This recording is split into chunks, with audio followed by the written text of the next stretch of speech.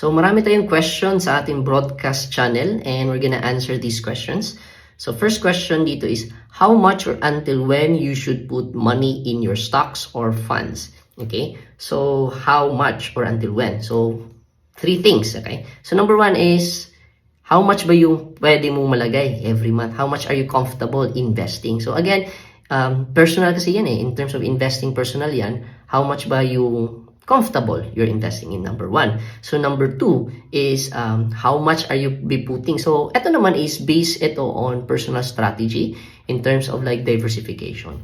So ito, again, ikaw pa rin. Okay? So it still depends on you. So that's why very important talaga na you need to really study. Okay? So in terms of diversification, ikaw yung mag-decide if how much yung ilalagay per certain, let's say, industry. So let's say for example, 50% nakalagay in REITs, 10% nakalagay in banking stocks, 10% in utilities, 10% in telco, and so on and so forth. So, naka-diversified na siya. So, let's say for example, 50% of your capital nalagay mo na in REITs. Okay? Then, from that, you can now decide to add stocks dun sa different industries. Okay? Para yung, what you want to do is, you wanna avoid being overexposed to one industry. Kasi let's say for example, ayun nga, like ngayon may gera and may crisis. So, some industries, bumababa yung price nila. Okay? While yung others naman, nag-i-increase. Kaya medyo, very important talaga na you have a diversification strategy din.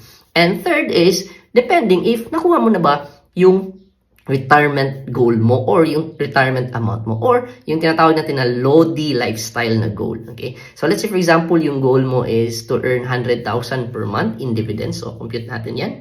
Okay? So, let's say for example, yung goal mo is 100,000 in dividends. Tapos, let's say for example, you're able to earn consistently 6% dividends per year. Okay, 6% dividends per year. So, that's 1.6 million. Okay, times 12 months pala.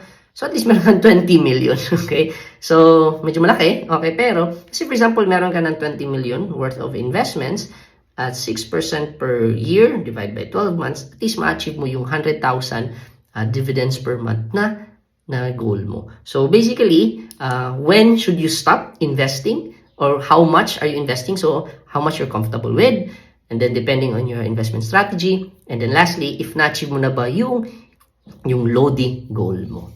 Okay? So yeah, for the next question, sagutin natin in the next video.